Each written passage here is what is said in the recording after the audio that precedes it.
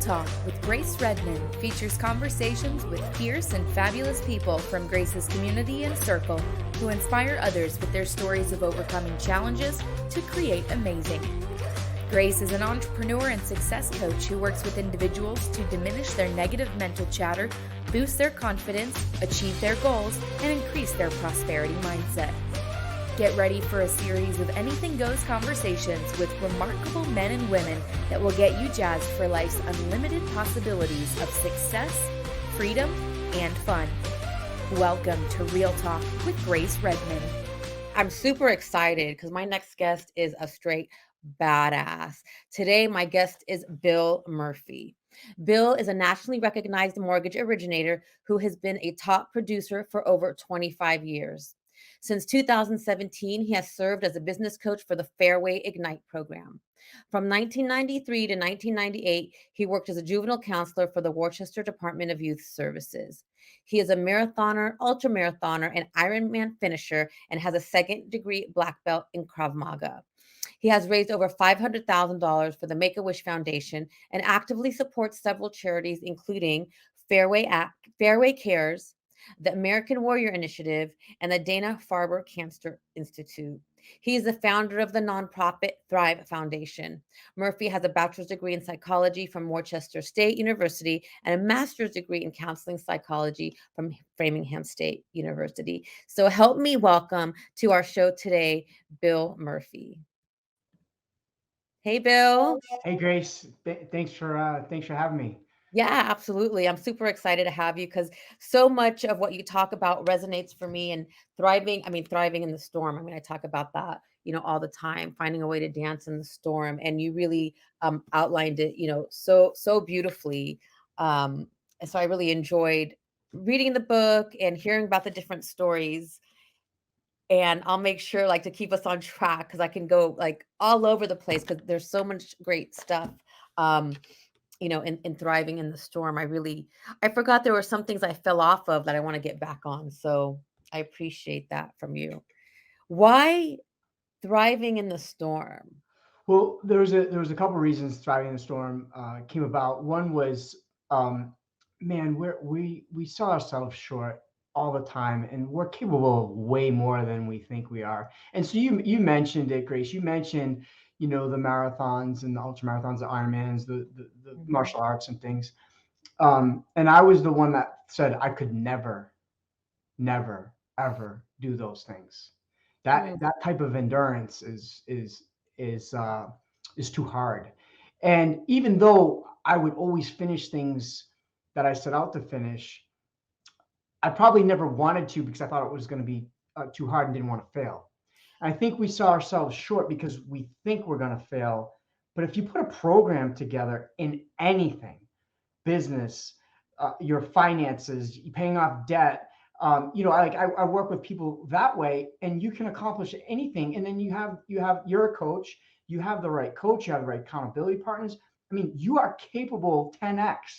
Yes. And being able to do it. But a lot of times you need the encouragement. Stay away from the naysayers and the toxic people. And the toxic people don't even mean to be toxic because it could be your loving mother that tells you can't do it and you're going to get hurt, Billy. And so you want to just redirect that and stay on track and task.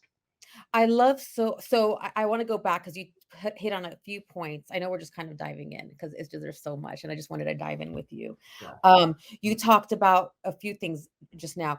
We're capable of more than we believe we are, and I believe that, and I also know from experience is that we're afraid to fail. But something you've been really amazing at, and from reading your book, is the way you reframe and create counter examples to help you keep moving forward. Can you kind of give us an idea or a story about a time where you thought you couldn't do something and you did it? What was the thought process in that? Um, yeah, you can gamify it, right? So when you set out for your long walk, long run, even just putting your feet on the floor, you can kind of play with it. When I say gamify it, it's if you're on a long run, you just feel like you can't go any further.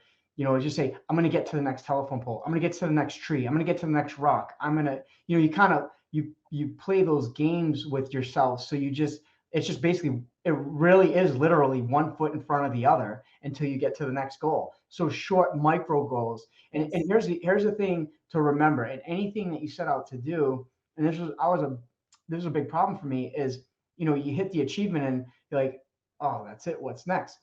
You have to enjoy the journey. So all these little tiny accomplishments, and we don't even need to be talking about running.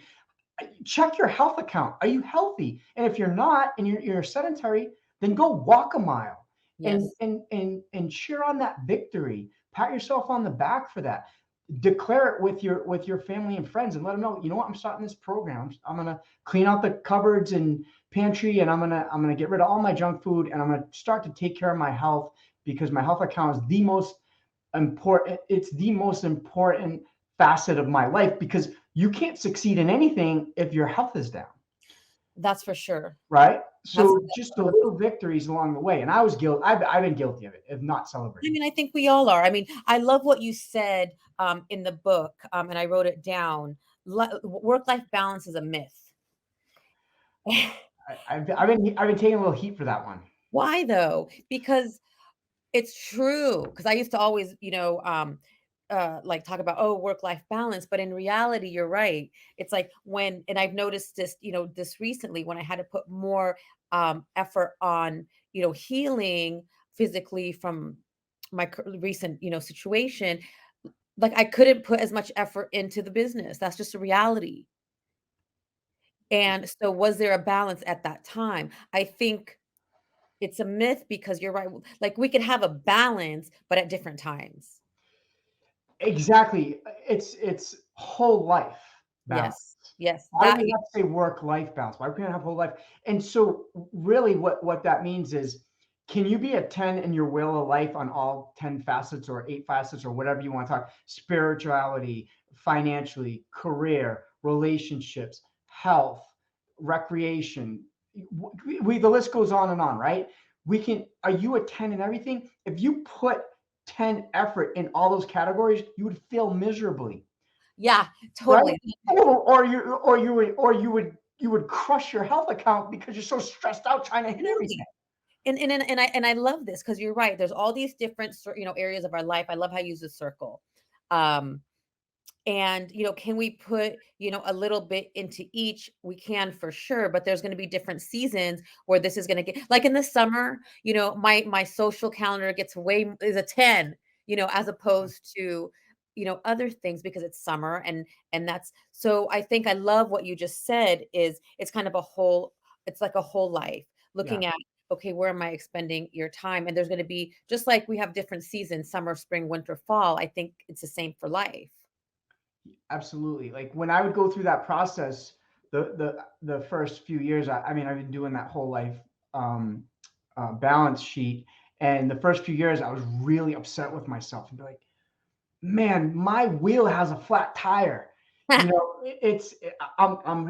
circular here, and then it's jagged, and so like I'm not optimal, and that's how that feels, and that's why I kind of put that phrase about being a myth in the book, because I remember going to business planning and life planning. It was more of a business planning, but they incorporated life into it.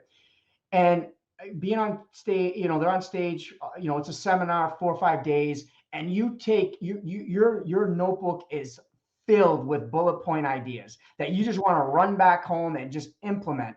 And I remember that the first one I went to, they warned me, you just want to take a few of these. I'm like, no, they're all too good. And so I remember just spitting out at my staff and family and all this other stuff about all these things we were going to do. And I remember vividly that nothing ever got executed correctly. So what I've chosen to do, and a lot of workbooks will have this, and it's something that we're working on content too on our site. If you have that wheel of life, and we gave some categories, friendships, relationships, spirituality, financial, career, recreational, fitness, wellness, mentality, whatever, pick 3 Mhm. and focus on those 3. action plan those three that you really want to get good at. And you can, and you mentioned it, it's the season. Yeah. Grace, you could, and it sounds like you do this. You could take those three and say, I'm going to work on this for a month. I'm going to work on this for a quarter. I'm going to work on this for a half a year. I'm going to work on this for the full year. But I know I'm going to give myself grace, pardon the pun, because I'm not gonna be a 10 in in my soci- sociological or friendship category, because I'm going to be so focused on my work, family, and finances or career, whatever. And then pour into those things.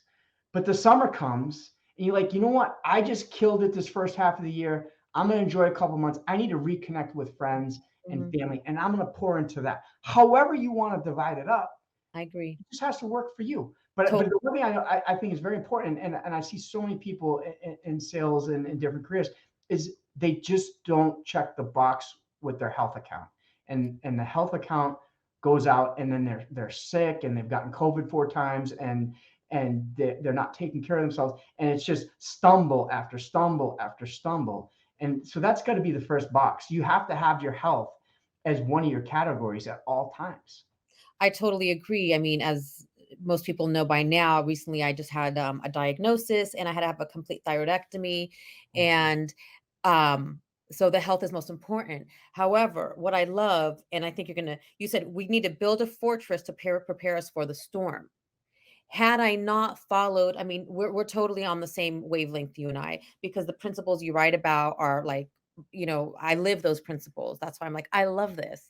Had I not built my fortress and focused on those principles, like you talk about the morning routine, the exercise, the mindset, there was no way that I could be so grounded right now, 10 weeks after that surgery. It was because I built the fortress that you talk about. So can you tell our audience a little bit about the fortress?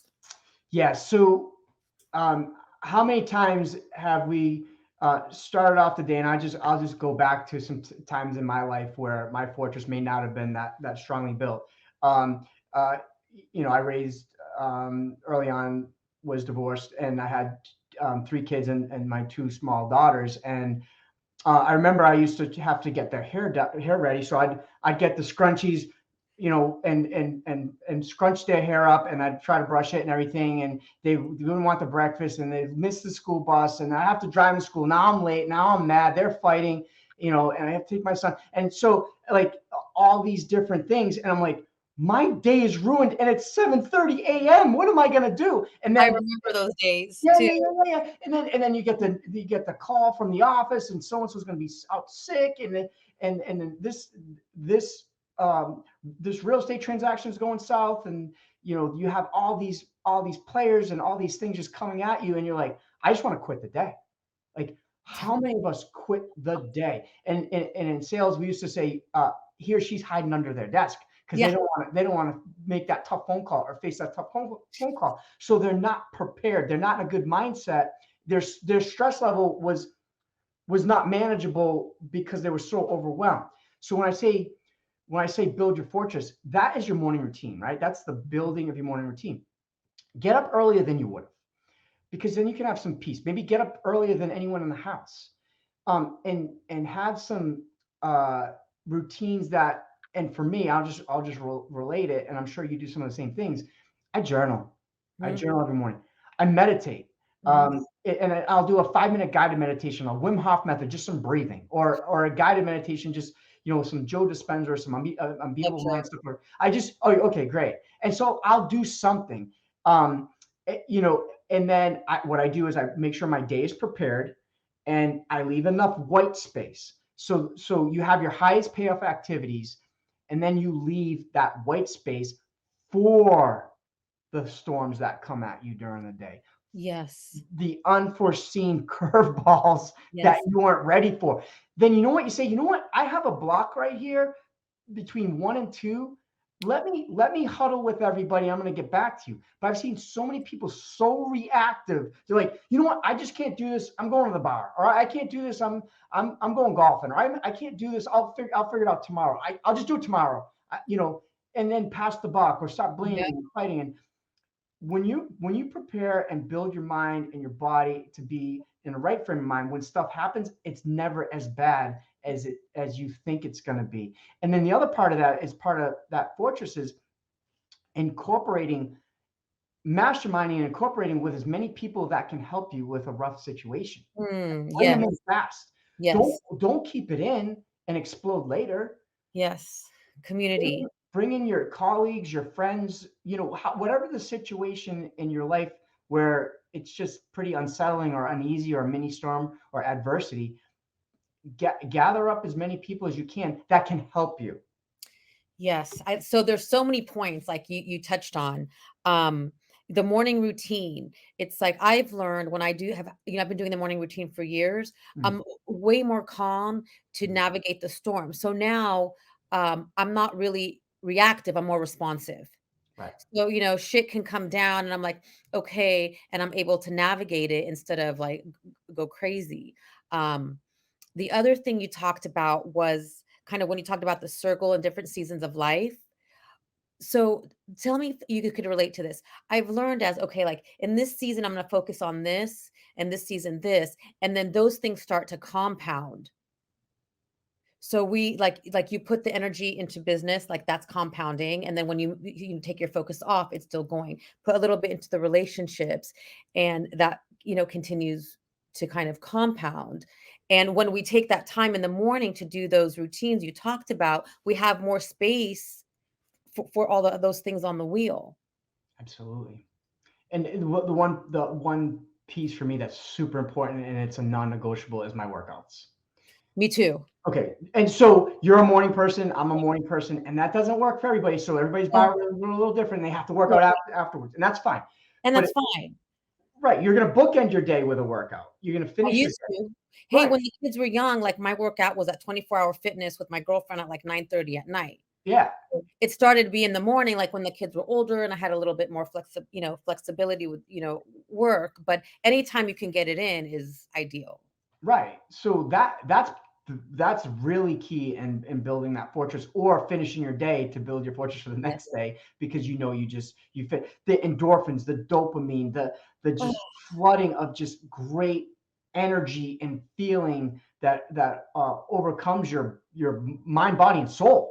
And that also helps prepare. I mean, it's a proven research fact that a physical activity helps you with stress. Absolutely. I'm addicted. I mean, my surgery was on September 1st, September 9th. I mean, I was in no shape to do a spin class, but I still went because I wanted my mind, to be, I needed it for my mind. And I just got on the bike and I literally really didn't do anything, but just being in that energy and moving just my body just a little bit helped. I love how you talked about, and I can so relate to this, when you wanted to go get your black belt and after you hurt your, tendons and the doctor was like, yeah, no, you're not going to be able to do that. But you didn't really take no for an answer. Just every day you just started to do a little bit more and a little bit more. And that helped. I want to get emotional. That helped me so much this morning because I really want to go back to my HIIT class and I'm not ready yet.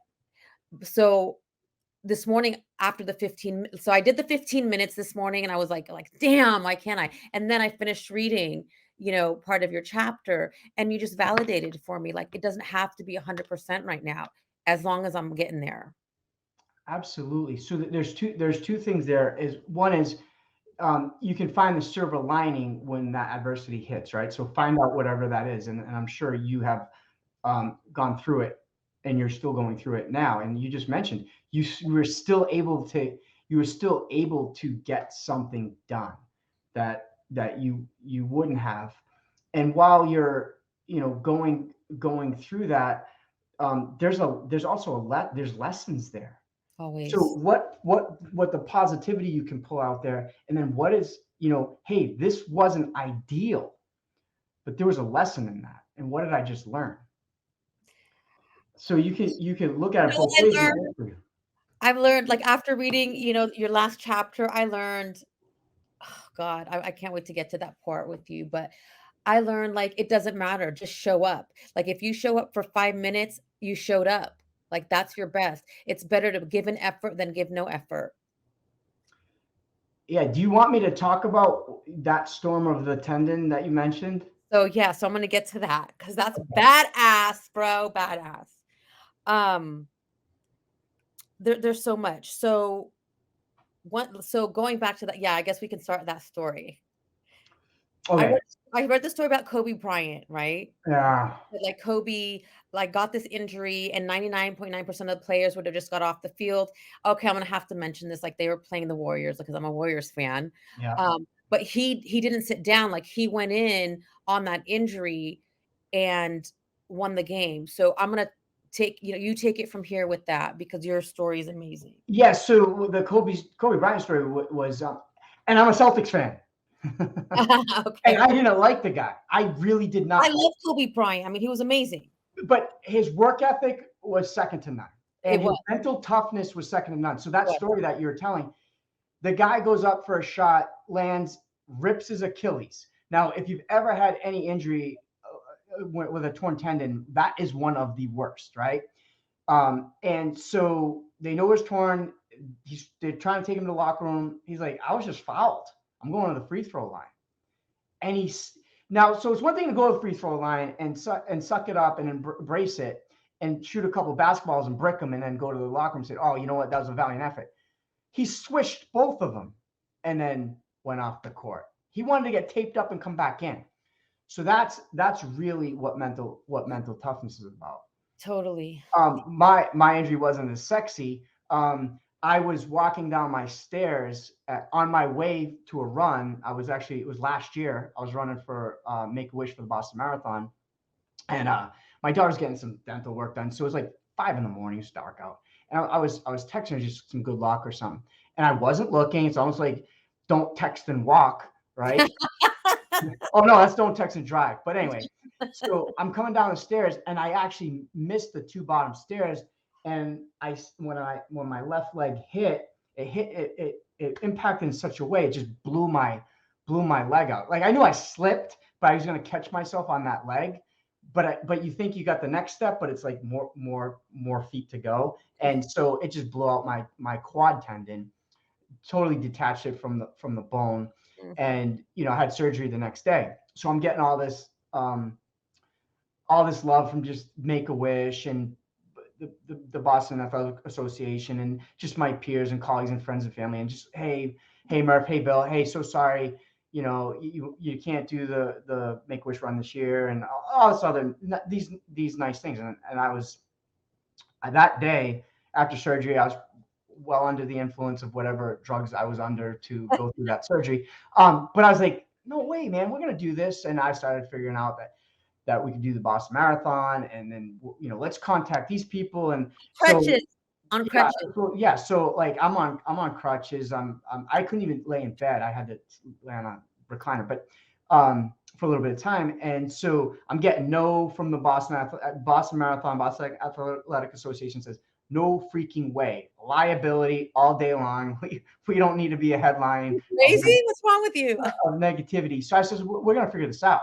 So then Make-A-Wish was so wonderful in helping me when I was used to helping them, and they helped me secure my venue. My venue was at my alma mater, Worcester State, where I got a counseling psych degree, and I have a scholarship that I've been working with them. And it's like, you know what? We don't have a football game that day.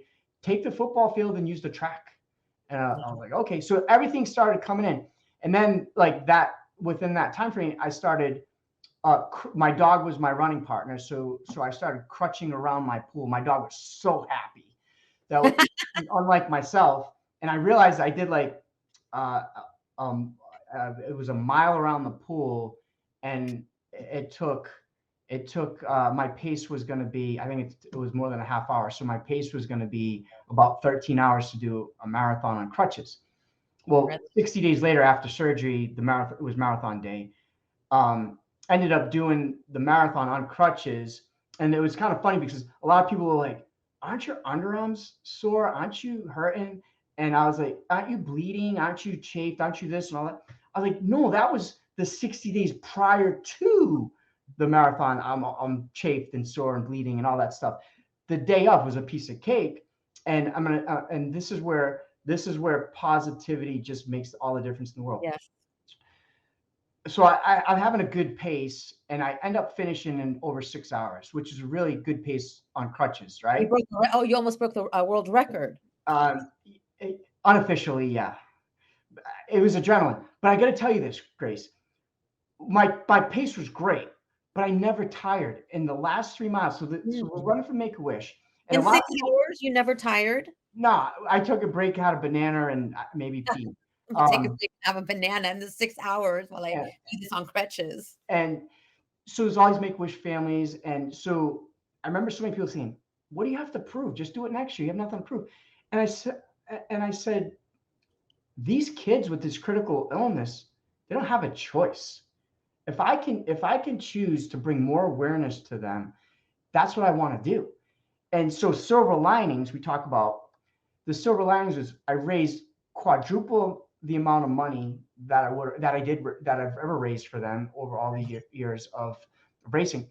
But I don't even know what they got indirectly because it got all kinds of news coverage. We had all kinds of news trucks and everything, doing some interviews and some great coverage there. Kind of funny because they thought I was going to finish at noontime. I just finished at like 10:30, and I'm leaving, going to the bar to grab a beer.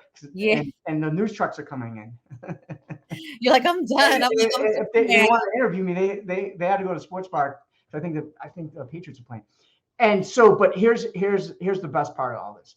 All these Make-A-Wish families are there, and this gal who battled pancreatitis was healthy now and thriving, right? And so she's with me the last 3 miles, and she's like, wow, this is so cool. You're on crutches, you're doing this, and you're doing this for Make-A-Wish, and I'm a Wish kid, and this enthusiasm, this energy, and this just joy from this kid early in the morning on a windy, cold October day. And the last 3 miles were my fastest 3 miles on crutches to finish the marathon.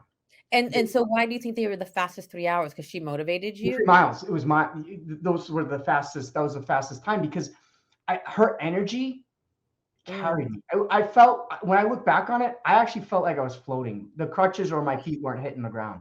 Oh my God. So now you're talking about that energy, that adrenaline, the dopamine, the flow. Oh man. And that's why when we say it's not fluff, when we say surround yourself with people that will pick you up in all endeavors. You take your 3 things in your wheel of life and go find some people. Get Grace to coach you. I love you. Go find some people and your friends and family, and even the naysayers. They may be your family. They may be loved ones. Just redirect them. Yes. Chances are they're not trying to hurt you or bring you down. You might have some jealous people, but declare your goals. Yes. Because it's going to hold you accountable by saying it out loud. Yes. Not only that, that's huge. The people that you surround yourself with, energy. I really, really believe anything is possible, with our community, the energy, the right people. You talked about the why. I'll get to that. But something that I love that I pulled out of the book was you said, I was breathing positive energy into my leg. I believe in that, in the healing, like the mindset. And I know Tony Robbins talks about this a lot. And my kid the other day was like, Mom, turn your head this way. But now imagine turning your head even further. And I was just going along with him. And then I was like almost like an owl. He goes, that's a Tony Robbins NLP. I'm like, okay, now you're just messing with me, kid. But it's true. What we visualize, and you visualizing breathing that energy into your leg, I'm sure was a big factor in having you do that marathon on crutches. It's our mind is so powerful. Yeah. And so 50 years old, Grace, and I don't feel like anything special other than the positivity piece that I've learned to bring on. And the doctor said he's never seen a 20-year-old heal as fast as I did from that injury. And that's why you and I have so much in common, because when I went to the doctor a few weeks ago and she saw my numbers were so high, she's like, you look really great. you should be miserable and in bed. I'm like, well, I am struggling. She said, I've never seen numbers so high based on your numbers. You like, you must be a very motivated person. Mm. This is remarkable because you're going up against a cement wall every day. And Yeah. then it goes back to what you just said, because every morning I got up and I visualized and I meditated and I didn't even realize I was so screwed up. I just kept, kept going. And just like you did on the crutches. Yeah. So anything really, anything is possible. And, I'm not gonna, I mean, you have an incredible story, and I'm just gonna touch on it just a bit. I mean, just an incredible story that you've broken cycles and you've thrived through some real challenges. And I feel again like we're kind of on the same trajectory. You don't know what you don't know until you know it. Then there was a point similar where I was like, okay, like now I really need to get dive deeper into the healing process. What was a catalyst for you? Because you're already successful, you're kicking ass. And there was a point where like, okay, like I need to heal some shit. What was that catalyst that helped you take that step? Yeah, and healing stuff and into the book, and you mentioned it. It was a rough upbringing, right? So um, that was hard, but I thought it was normal growing up, and So did so I had a lot of angst and anxiety and anger that I had to figure out and channel and understand why.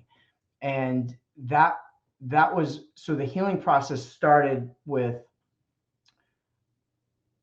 I'm going to make peace with my past, not only for my dad who wronged me, but I need to love myself, I? and I Yes. need to forgive myself for being that kid that I didn't have empathy for. Yes. And Yes. that changed everything. Yeah. Way more peace in my life. I'm not if I have a rough day at the office, part of the reason for the book is I would bring tension into my house, and it really messed with my family because I thought because I had anxiety that there's going to be unrest everywhere subconsciously because I'm dealing with all this stuff. And so I figured out like that's not a great way to be around anybody. Your problem in the office will be there tomorrow if you just left it, or whatever external event happened. Be present when you're home. Be present when you need to be. And that was the healing started with no ill will. I can't. I can never ever be okay with somebody that says, karma's a bitch and they're gonna get theirs. Man, you want to talk about energy? Mhm. Whoa, you just attracted the wrong stuff to you. If Totally. so, Well, don't root for karma. we create our own karma, really. Has You nothing to do can't with look anyone for else. karma. You can't. You let the universe take care of how it needs to be taken care of with Yes. whatever things you have. Be at peace. You know what? On the flip side, if you're upset with somebody, you feel wrong, and I say this with 100% sincerity as a tough Irish kid growing up that didn't take any shit is send blessings, man. Yes. Yes. Just send love and blessings and peace. Yes. And whether you mean it, just try it. But what will happen to you and your body and your well-being just changes. It really does. No, it does, and I agree. I've learned, you know, because that was me, like, I was always send love and peace, and I would, try, not to get upset. So now I allow myself just that moment to be petty.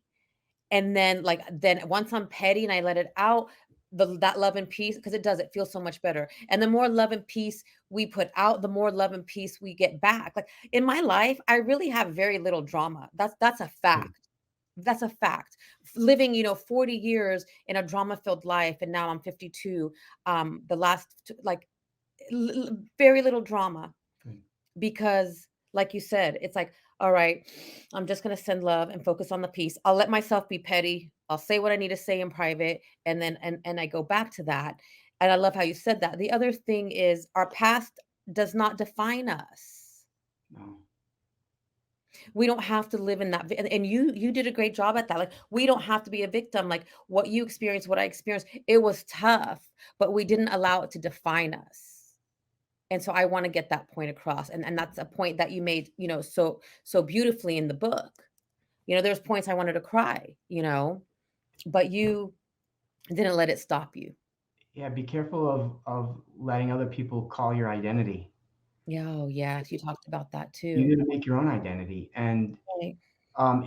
and when I say forgive yourself and make peace with your past, hey, we all misstep, right? We misstep. We all We do. misstep every day. We have baby missteps and we Yeah, have big missteps, and we may even have things that we have to work through in therapy that were for missteps. sure. I mean, I have coaches all the time. Like, look, we're human.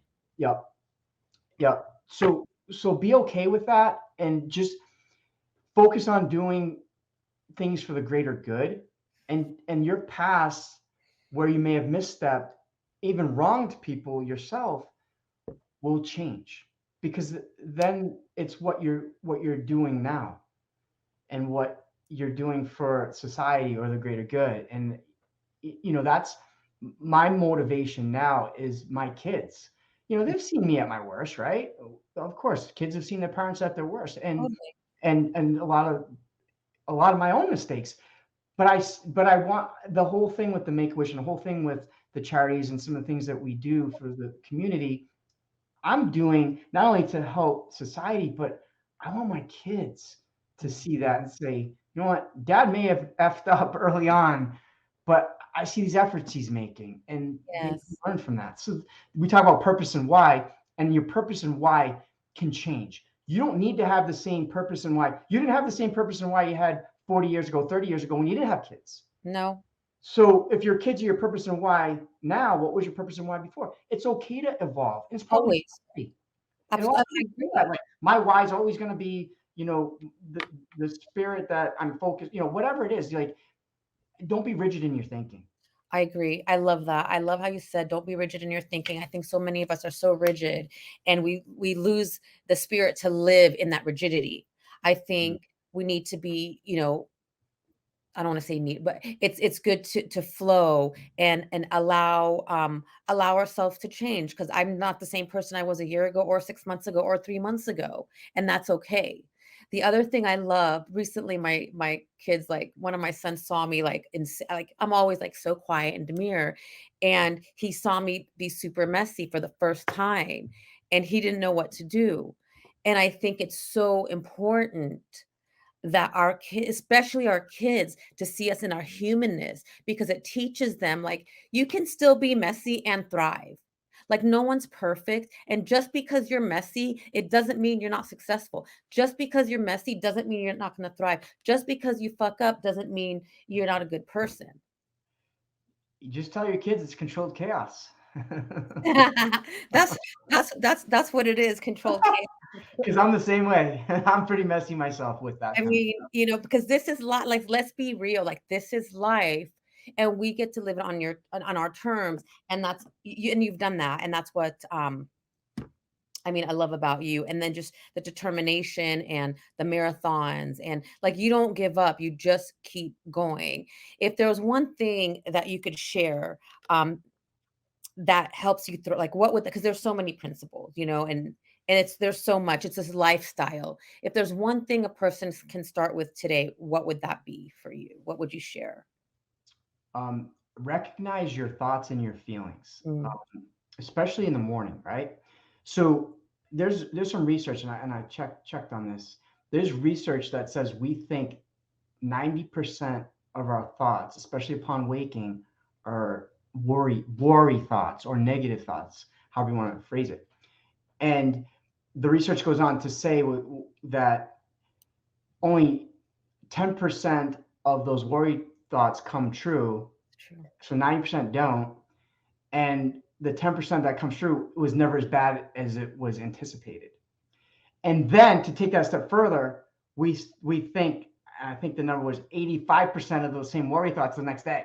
Yes. So catch yourself every day. It's really hard, but if you maybe put a note next to you, say, what am I thinking? What am I thinking? What am I thinking? Because I battle this every day. I battled today. Me too. I had a wicked tight schedule, and it was I had a class, and it was not we had some issues with it, and so like I woke up worrying about that. I was like, dude, this is what you talk about. Like, so breathe, prime, whatever, just get your bearings and change your thoughts. Because if you're thinking and you become emotional with those thoughts, then you'd be like, oh, I'm upset, I'm anxious, I'm nervous, I'm sad, I'm depressed, I have despair. And then, so that's stuck, right? So that's stuck deep down, and you're like, oh, what am I going to do with this? I'm going to hit the snooze button. I'm going back to bed, or I'm not getting out of bed, or I'm just going to lay here, or just, and then now you start to ruminate in your pattern of worriness.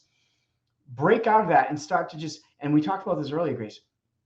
Hey, you know what? I'm so thankful for my kids' health. I'm so thankful for this awesome career I have. I'm so thankful for this roof over my head. I'm so thankful. Like, just practice that. It's only 30 seconds. And your physiology will change. Absolutely. And now, Grace, now you start to feel like these a higher sense of emotions, which is your love for your kids, your gratitude, your joy for life, your enthusiasm for the day. And guess what? Now you can start putting one foot in front of the other. Now you can start going about your day. Now you can start building your fortress, getting along with your morning routine, or whatever. Just recognize your thought patterns and your habits. Yes, I agree. I agree with you. The thoughts, like catch those thoughts, shift them, and move into gratitude, and your vibrational state changes immediately. I love that. I agree with you 100%. And even judgment. Watch your judgment during the day. I don't think you wake up judging people right away. I don't think you're waking up and like, oh, we judge ourselves. Yeah. I just, that's something that probably happens as you interact through the day, where judgment, it might be a person, it might be a thing, whatever, but catch your judgment. I mean, no judgment zone. Just carry that along with you, because you don't, even if somebody is having an issue or just doesn't seem right, and you want to pass judgment, who knows what they have going on? We don't know. Absolutely. And I've learned to get curious. When I go to a judgment, I get curious about, okay, what could they be going through? And what does this mean about me? Because I've learned that judgment really isn't about the other person. It's about something within me. And I'm like, what? Yeah. So I love that. I can stay with you here for hours. So you're definitely going to have to come back in the new year, because we have so many other subjects to talk about. That's for sure. Great. So you epitomize everything we just talked about, because you are taking a break. You pressed, you worked, you loved on the journey, right? And you're rewarding yourself. You say, you know what? I'm going to come back stronger, fresher, rejuvenated, recharged, and ready to go in the new year. And that, I applaud you for that. Thank you. It's not easy. If you watch some of my stuff, I took an experiment this year. So definitely I'll probably have to write a book about this year's experiment. Because like I've been, the 10X, Grant Cardone, Tony Robbins. And this year I took a very different approach, and it's been incredible, insightful, healing. So yeah, I'm taking a hiatus from the podcast, and I don't even know what my life's going to look like in the new year, but I'm going to revamp it and see and think about it. But definitely I'm be pulling out Thriving in the Storm. And I like how you talked about the goal setting, because I haven't, I didn't really set goals this year. It was more intention. But I think I'm ready to go into 2023 with, your goal setting advice. That's for sure. Fantastic.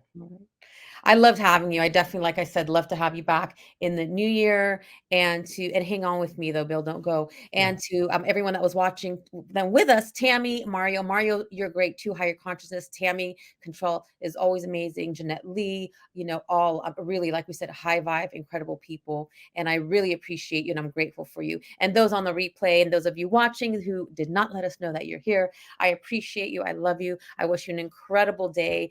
And you'll definitely catch me on the snippet, so I'll still be there, but I will be back with you live in the new year, and I'll pop in the holidays just to say hi. Until then, I love you, thank you, and I wish you an incredible day. Hey, love, thank you so much for listening today. I am so grateful for you. I'd like to show you my appreciation by gifting you a free forgiveness self-hypnosis audio download. Part of living the fun and fabulous life is practicing forgiveness. Forgiveness can be such a long and challenging process.